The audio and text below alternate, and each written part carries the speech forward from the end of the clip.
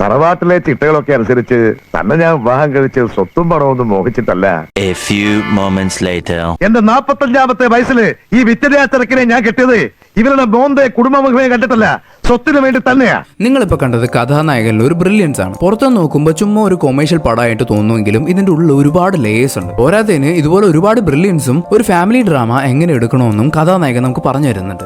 ഒന്ന് ആലോചിച്ച് നോക്കുക, 1997 കഥാനായകൻ റിലീസ് ആവുന്നത്. അക്കാലത്ത് തന്നെ പണ്ടാറ ക്ലീശായിട്ടുള്ള ജാരസന്ധതി കഥയും വെച്ചിട്ടാണ് ഇവർ വരുന്നത്. എന്നിട്ടും അത് സക്സീഡായി, ആൾക്കാർക്ക് ഇഷ്ടമായി. പോരാത്തതിന് അത് ഇപ്പോഴും എവർ ഗ്രീൻ ആയിട്ട് നിൽക്കുന്നുണ്ട്. എന്തുകൊണ്ട്? നമുക്ക് ഇന്നത്തെ വീഡിയോയിൽ കാണാം ഈ പടം എങ്ങനെയാണ് റൈറ്റ് ചെയ്തതെന്നും ഈ പടം എന്താണ് വർക്കൗട്ട് ആകാൻ കാരണം. ഗോഡ് ഫാദർ, മാലിക്, പിന്നെ അടുത്തിറങ്ങിയ ഭീഷ്മപർവ്വതി വരെ നമ്മൾ കണ്ടൊരു ടെക്നിക്ക് കഥാനായകനിലും ഉണ്ട്. ഫസ്റ്റ് തന്നെ ഒരു കല്യാണം നടക്കുകയാണ്. അതിൽ കൂടെ എല്ലാ ക്യാരക്ടേഴ്സിനെയും ആ കുടുംബത്തിലുള്ള എല്ലാവരെയും ഇൻട്രൊഡ്യൂസും ചെയ്യുന്നുണ്ട്. അവരുടെയൊക്കെ സ്വഭാവം എങ്ങനെയാണെന്നുള്ള ഒരു രീതിയിൽ ചെറുതായിട്ടൊന്ന് പറഞ്ഞു വെക്കുന്നുണ്ട്. പിന്നെ മെയിൻ ക്യാരക്ടേഴ്സ് ആയിട്ടുള്ള പയ്യാരത്ത് പത്മനാഭൻ നായരെ ഇൻട്രൊഡ്യൂസ് ചെയ്യുന്നുണ്ട്. പിന്നെ പുള്ളിയുടെ റൈറ്റ് ഹാൻഡ് ആയിട്ടുള്ള ശങ്കുണ്ണിനെ ഇൻട്രൊഡ്യൂസ് ചെയ്യുന്നുണ്ട്. ശങ്കുണ്ണി എത്ര ഇമ്പോർട്ടന്റ് ആണെന്ന് നമുക്ക് ഒറ്റ ഡയലോഗ് കൊണ്ട് മനസ്സിലാവും. അവിടുന്ന് ആരോഗ്യവാനായി ഒരു പുരുഷായുസ് മുഴുവൻ ജീവിക്കും, ഉറപ്പാണ്. സമ്മതിച്ചിരിക്കണം. പക്ഷെ ഒരു വ്യവസ്ഥ, അത്രയും കാലം താനും എന്നോടൊപ്പം ഉണ്ടാവണം. പിന്നെ പയ്യാരത്ത് പത്മനാഭൻ നായരുടെ ഏറ്റവും വലിയ വീക്ക്നെസ് എന്താണെന്ന് നമുക്ക് കാണിച്ചു തരുന്നുണ്ട്. കുടുംബമാണ്. കുടുംബാംഗങ്ങളിൽ പുള്ളിക്ക് ഏറ്റവും ഫേവറേറ്റ് ആയിട്ടുള്ളത് പുള്ളിക്കാരന്റെ നീസ് ആയിട്ടുള്ള ഗോപികയാണ്. ഈവൻ എന്തുകൊണ്ടാണ് ഗോപികനെ അത്രയും ഇഷ്ടപ്പെടാൻ കാരണമെന്നും പയ്യാരത്ത് പത്മനാഭൻ നായർ പറയുന്നുണ്ട്. അച്ഛനും അമ്മയും ഇല്ലാത്ത കുട്ടിയാ, വല്ലാണ്ട് ലാടിച്ചു പോയി. പിന്നെ ഈ സീക്വൻസിന്റെ എല്ലാ അവസാനം ഒരു മിസ്റ്റീരിയസ് ആയിട്ടുള്ള ഒരാളെ കാണിക്കുന്നുണ്ട്. വളരെ വളരെ സിമ്പിൾ ആയിട്ടൊരു ഇൻട്രോ. ആ ഒരു ഇൻട്രോ മ്യൂസിക് തന്നെ ശ്രദ്ധിച്ചാൽ നമുക്ക് മനസ്സിലാവും ഒരു ബ്രില്യൻസ് ഉണ്ട്. Excuse me.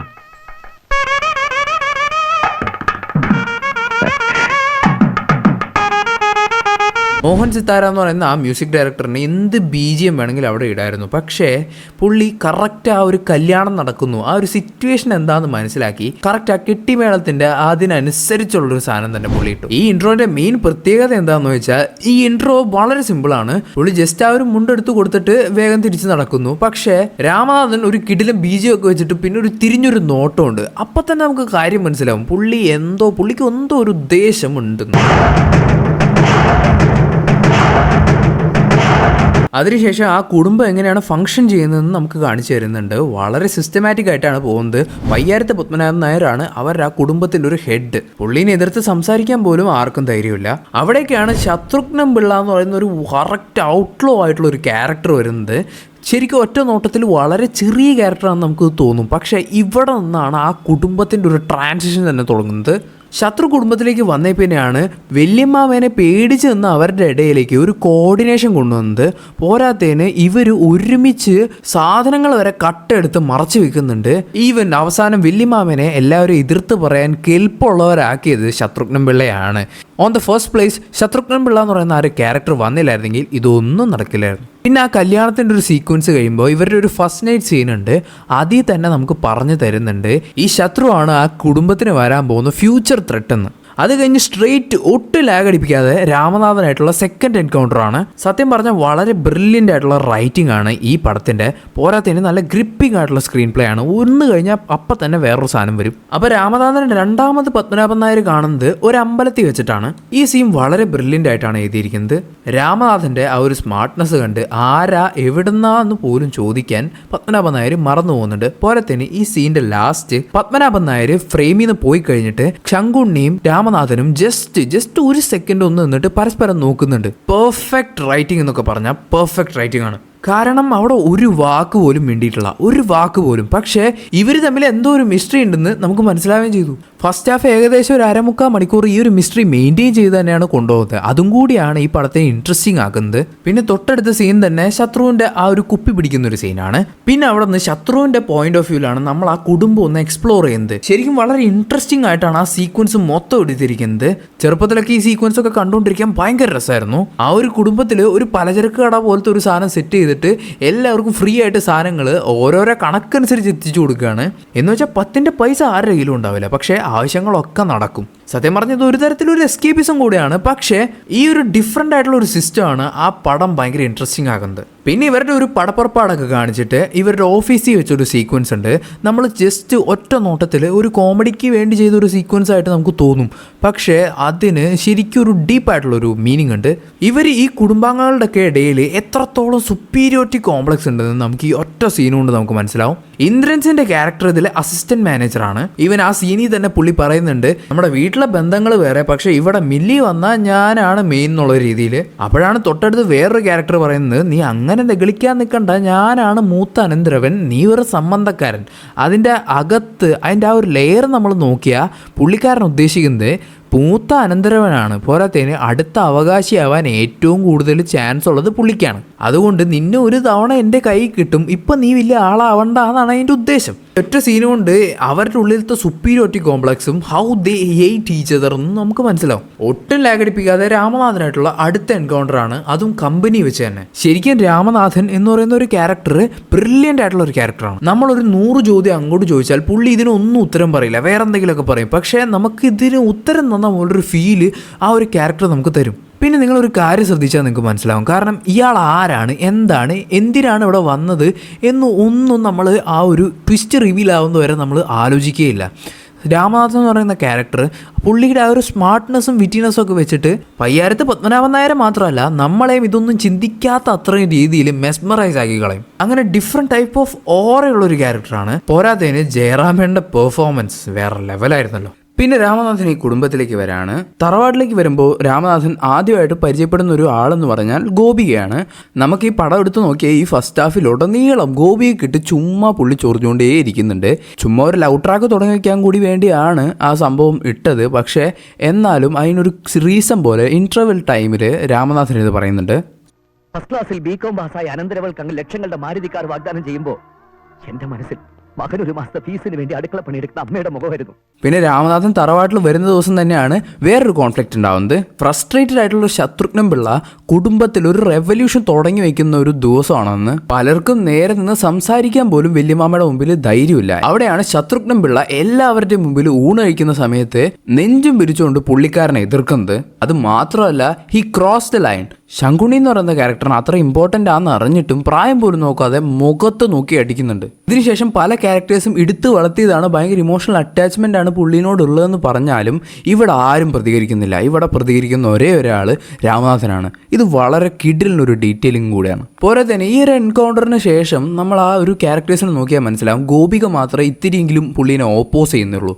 ബാക്കി എല്ലാവരും ഏകദേശം ശത്രുവിനെ സപ്പോർട്ട് ചെയ്യുന്ന ആൾക്കാരാണ്. പക്ഷേ ഇത് ശങ്കുണ്ണിക്ക് ഒരുപാട് ഗുണം ചെയ്യുന്നുണ്ട്. ഒറ്റ റീസൺ വെച്ചിട്ടാണ് രാമനാഥനെ കാര്യസ്ഥനായിട്ട് പുള്ളിക്കാരൻ തറവാട്ടിലേക്ക് കൊണ്ടുവന്നത്. പിന്നെ നിങ്ങൾക്കറിയാലോ, the fun starts from here. വളരെ നാച്ചുറൽ ആയിട്ടുള്ള ഒരു കോമഡി ട്രാക്കാണ് അങ്ങോട്ട്. അഫ്കോഴ്സ് ജയറാമിൻ്റെയും കലാഭവൻ മണിയുടെയും ഒടുവിൽ ഉണ്ണികൃഷ്ണൻ്റെയും ഒരു സ്ട്രോങ് പോയിന്റ് ആണ് ഹ്യൂമർ എന്ന് പറയുന്നത്. അതുകൊണ്ടാണ് പിന്നീട് അങ്ങോട്ട് ഒട്ടും ലാഗ് നമുക്ക് തോന്നാത്തത്. പോരാതെ it concludes with a beautiful song. Still evergreen. അപ്പോഴാണ് രാമനാഥൻ കുടുംബക്കാരൊക്കെ ചേർന്ന് ഇവരുടെ സാധനങ്ങൾ കട്ടെടുത്ത് മറച്ചു വെക്കുന്നുള്ള കാര്യം പുള്ളി ഡിസ്കവർ ചെയ്യുന്നത്. ഇവിടെ നിന്നാണ് രാമനാഥൻ ചേഞ്ച് ആവുന്നത്. പുള്ളിക്കാരൻ്റെ പ്രീവിയസ് മിഷൻ എന്താണെന്ന് വെച്ചാൽ ജസ്റ്റ് അച്ഛൻ്റെ കൂടെ കുറച്ച് ആൾ കഴിയണം, ഒന്ന് കാണണം, ആ പാദം തൊട്ട് സ്പർശിക്കണം എന്നൊക്കെയായിരുന്നു. പക്ഷെ ഇവിടെ നിന്നാണ് അച്ഛൻ ആർക്ക് വേണ്ടി ജീവിച്ചോ അവരൊക്കെ കള്ളന്മാരായിരുന്നു, ടൈം കിട്ടിയാൽ ഇവർ അച്ഛനെ അടിച്ചെടുത്തുകൊണ്ട് പോകുന്നു പുള്ളിക്ക് മനസ്സിലാവുന്നത്.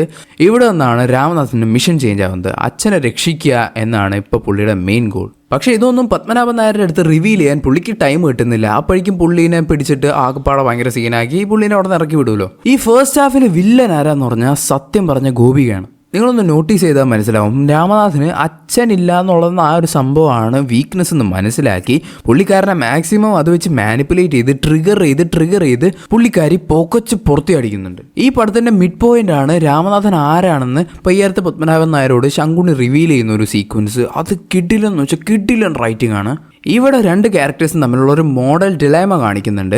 രാമനാഥന് വേണ്ടത് ഐഡന്റിറ്റിയാണ്. ഇത്രയും നാൾ അച്ഛനില്ല എന്നും പറഞ്ഞ് ജീവിച്ച് ഇങ്ങനെ ഒരു നാണക്കേടിൻ്റെ ഇടയിൽ ഇപ്പോൾ അച്ഛനെ തിരിച്ചു കിട്ടിയിരിക്കുകയാണ്. ആ ഐഡന്റിറ്റി പുള്ളിക്ക് വേണം. പക്ഷെ തൊട്ടിപ്പുറത്ത് പത്മനാഭൻ നായരാണെങ്കിൽ സ്വന്തം പേരും വിലയൊക്കെ പോവോ, ഇത്രയും നാൾ പുള്ളിക്കാരൻ ആർക്ക് വേണ്ടി ജീവിച്ചോ അവരൊക്കെ തന്നെ തള്ളിപ്പറയുന്നുള്ള പേടിയുണ്ട്. പക്ഷേ പുള്ളി ആർക്ക് വേണ്ടി ഇത്രയും നാൾ ജീവിച്ചോ ഒരാൾക്ക് കള്ളന്മാരാന്ന് രാമനാഥൻ അറിയാം. പക്ഷെ അതൊന്നും പുള്ളി ഡയറക്റ്റ് പറയാതെ സെക്കൻഡ് ഹാഫിൽ അത് പ്രൂവ് ചെയ്യാൻ വേണ്ടിയാണ് നിൽക്കുന്നത്. കാരണം രാമനാഥൻ എന്ന് പറയുന്ന ക്യാരക്ടറിന് അറിയാം ഇത് ചുമ്മാ പറഞ്ഞിട്ട് ഒരു കാര്യമില്ല. പിന്നെ സെക്കൻഡ് ഹാഫിൽ വളരെ പവർഫുൾ ആയിട്ടാണ് രാമനാഥൻ തിരിച്ചു വരുന്നത്. ഇത്രയും നാള് കിട്ടിയതിനൊക്കെ രാമനാഥൻ തിരിച്ചടിക്കുമ്പോൾ നമ്മൾ ആസ് ആൻ ഓഡിയൻസ് കിട്ടുന്ന ഒരു സാറ്റിസ്ഫാക്ഷൻ ഉണ്ട്. പിന്നെ ആ തറവാട്ടിൽ തന്നെ പുള്ളി കിടിലനായിട്ട് കുറേ റിഫോർമേഷൻസ് നടത്തുന്നുണ്ട്. അവരൊക്കെ ഒരു വരുതി കൊണ്ടുവരുന്നുണ്ട്. പക്ഷെ ആകെപ്പാടെ എനിക്കൊരു മിസ്റ്റേക്കായി തോന്നിയത് എന്താണെന്ന് വെച്ചാൽ അത്രയും നേരം, അതായത് സെക്കൻഡ് ഹാഫ് ഫുള്ള് രാമനാഥനെ വലിയൊരു പവർഫുള്ളായിട്ട് അവരെയൊക്കെ അടക്കി ഭരിക്കുന്ന ഒരാളായിട്ട് കാണിച്ചിട്ട് ക്ലൈമാക്സ് ആകുമ്പോൾ വളരെ വീക്കായി പോവാണ് രാമനാഥൻ. സ്വിച്ച് ഇട്ട പോലെ സൈലൻ്റ് ആവാണ്. പിന്നെ അവസാനത്തെ ആ കൂട്ടടിയാണ് ആ പടത്തിൻ്റെ ഫുൾ ഹൈലൈറ്റ് എന്ന് പറയുന്നത്. ഈവൻ ദോ ഔട്ടർ മോസ്റ്റിൽ അത് വളരെ ഫണ്ണായിട്ടുള്ളൊരു സാധനമായിട്ട് തോന്നുമെങ്കിലും ആ ഒരു കെയോസ് ആണ് നമുക്ക് ഈ ആൾക്കാർ എത്ര ഗ്രീഡിയാണ്, ഇവർ പണത്തിന് വേണ്ടി സ്വന്തം അമ്മേനെ വരെ നൈസായിട്ട് ചവിട്ടൊന്നും കാണിക്കുന്നുണ്ട്. അഫ്കോഴ്സ് പുള്ളിക്കാരി തിരിച്ചു കയറി വന്നിട്ടും എന്താ നടന്നതെന്ന് നമ്മൾ കണ്ടതാണ്.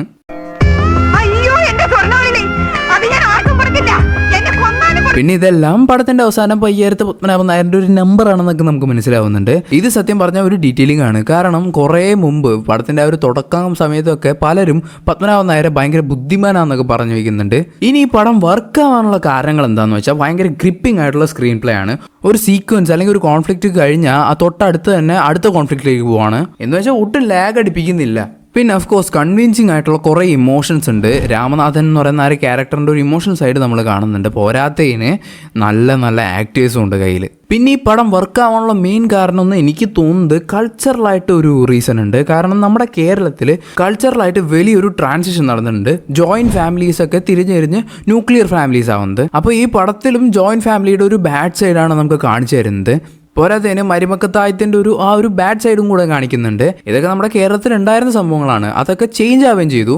അപ്പോൾ ആൾക്കാർക്ക് കുറച്ചുകൂടി ഇമോഷണലി കണക്റ്റ് ആയി. ഈ സംഭവം കറക്റ്റാണെന്ന് എനിക്ക് മനസ്സിലായത് ഇതിൻ്റെ തെലുങ്ക് റീമേക്ക് എടുത്ത് നോക്കിയപ്പോഴാണ്. നമ്മുടെ കഥാനായകൻ്റെ തെലുങ്ക് റീമേക്കാണ് പണ്ടക എന്ന് പറയുന്ന പടം. അപ്പോൾ അതിൻ്റെ ക്ലൈമാക്സിൽ നല്ല വ്യത്യാസമുണ്ട്. അതിൽ ഇവർ ഈ ഫാമിലിയിലുള്ള ആൾക്കാരൊക്കെ ചേർന്ന് അവരുടെ തെറ്റുകുറ്റങ്ങളൊക്കെ അക്സെപ്റ്റ് ചെയ്ത് അവസാനം സന്തോഷമായിട്ടൊരു ഫാമിലി പോലെ കഴിയുന്നതാണ് കാണിക്കുന്നത്. പക്ഷേ അതവിടെ വർക്കായി. ആ ഒരു സാധനം ഇവിടെ ആയിരുന്നെങ്കിൽ അതത്ര വർക്കാവണം എന്നില്ല. പക്ഷേ തെലുങ്ക് റീമേക്കിൽ മലയാളത്തിനേക്കാളും നന്നായിട്ട് ചെയ്തൊരു സാധനമുണ്ട്. സംഭവം എന്താണെന്ന് വെച്ചാൽ ശത്രുവിനെ പോലെ വളരെ വയസ്സായിട്ടുള്ള ഒരാളും അതും പട്ടാളത്തിൽ നിന്ന് പറഞ്ഞു വിട്ട ഒരാളും. അത് പലർക്കും അറിയില്ലെങ്കിലും എന്തിനാണ് ബിന്ദു പണിക്കരുടെ ക്യാരക്ടറിന്റെ പോലത്തെ ആ ഒരു ഞങ്ങായിട്ടുള്ള ഒരു പെൺകുട്ടിയെ കല്യാണം കഴിച്ചു കൊടുത്തത്? ഇവരുടെ ഫാമിലി എന്ന് പറഞ്ഞാൽ വളരെ പവർഫുൾ ആയിട്ടും ഇൻഫ്ലുവൻസ് ഉള്ളതും ഈവൻ ദോ പൈസയ്ക്ക് ഒരു കുറവുമില്ലാത്തൊരു ഫാമിലിയാണ്. അപ്പോൾ പൈസയ്ക്കോ പേരിനോ വേണ്ടിയല്ല എന്നുള്ളത് ഉറപ്പാണ്. പക്ഷെ എന്തിനാണ് ശത്രുവിനെ പോലെ ഒരാളെ ബിന്ദു പണിക്കരുടെ ക്യാരക്ടറിനെ കൊണ്ട് കല്യാണം കഴിപ്പിച്ചത്? തെലുങ്കിൽ ഈ സാധനം കുറച്ചുകൂടി കൺവിൻസിങ് ആയിട്ട് കാണിച്ചിട്ടുണ്ട്. അവിടുത്തെ ബിന്ദു പണിക്കറിൻ്റെ ക്യാരക്ടറിന് വണ്ണം ഭയങ്കര വണ്ണം കൂടുതലാണ്. അതുകൊണ്ട് കല്യാണങ്ങളൊന്നും നടക്കാതെ പോകുമായിരുന്നു. അപ്പോഴാണ് ശത്രു എന്ന് പറയുന്ന അവിടുത്തെ ക്യാരക്ടർ വന്ന് കല്യാണം കഴിക്കുന്നത് ഇൻഫ്ലുവൻസിനും മണിക്കും വേണ്ടി.